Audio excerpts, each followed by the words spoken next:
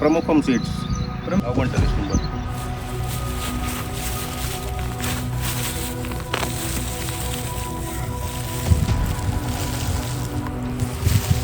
28 થી 30 મણની આસપાસ ઉતારો બેસે એવો અંદાજ આવો છે. નમસ્કાર ખેડૂત મિત્રો, પ્રમુખમ સીડ વતી દિલીપ પ્રજાપતિ હું આપનું હાર્દિક સ્વાગત કરું છું.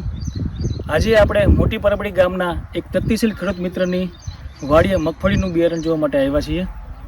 તો સૌપ્રથમ આપણે ખેડૂતના મુખ્યત્વેને જ આ વેરાયટી અને કંપની વિશેની વાત કરીએ. રામ રામ. રામ રામ. અચ્છા, આપનું પહેલાં પૂરું નામ જણાવજો. મારું નામ કમલેશભાઈ પ્રાગજીભાઈ બાબરિયા, ગામ મોટી પરબડી, તાલુકો ધોરાજી, જિલ્લો રાજકોટ. મોબાઈલ નંબર છે 98 241 88 553. કમલેશભાઈ, હવે તમે જે મગફળી 39 નંબર વાવી છે, કઈ કંપનીની છે? પ્રમુખમ સીડ્સ. પ્રમુખમ સીડ્સ કંપની 39 નંબર વાત કર્યું. વીઘામાં વાવેતર છે આપણે મગફળીનું? 15 વીઘાનું વાવેતર છે. અને વાવેતર કયા સમયે કરેલું છે એનું?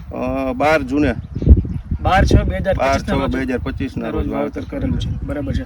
અને આજે તારીખ થઈ છે 21/9/2025. બરાબર. તો આ મગફળીની અંદર તમને શું વિવિધતા જોવા મળી છે?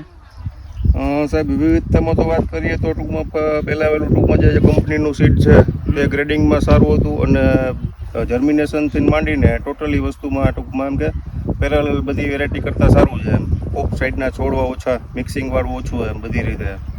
બરાબર. ટૂંકમાં સંતોષકારક બિયારણ તમને હા, મળ્યું છે? સંતોષકારક. અને આ મગફળી હજી કેટલા દિવસો આમ તમે ઊભી રહેશે, તમને શું લાગે છે? બસ હવે વરાપની વાટ છે. 4 થી 5 દિવસમાં મગફળીને કાઢવાની તૈયારી કરવાની છે. બરાબર છે. અને જે મગફળી જોતા અત્યારે શું લાગે છે કે આમાં ઉત્પાદન અંદાજે કેટલા મણ નીકળે તમારા તરફથી, તમને શું એવું દેખાય છે? અંદાજો એવો છે કે 28 થી 30 મણની આસપાસ ઉતારો બેસે એવો અંદાજ આવો છે અત્યારે. બરાબર છે. દોડવાની સંખ્યા પણ સારી છે. હા, દોડવાની સાઈઝ, સંખ્યા અને બધી રીતે બધું સારું. ઝુમખામાં છે.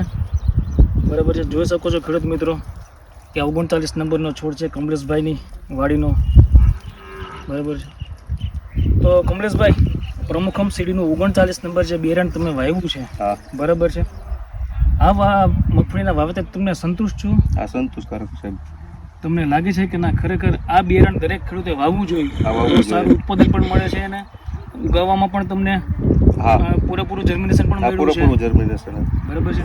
તો તમારી વાત અમે અનેક ખેડૂત સુધી પણ પહોંચાડશું. બરાબર. કમલેશભાઈ, તમે જે માહિતી આપી એ બદલ પ્રમુખમ સીડ વતી દિલીપ પ્રજાપતિ, બરાબર, તમારો આભાર માનું છું. ધન્યવાદ.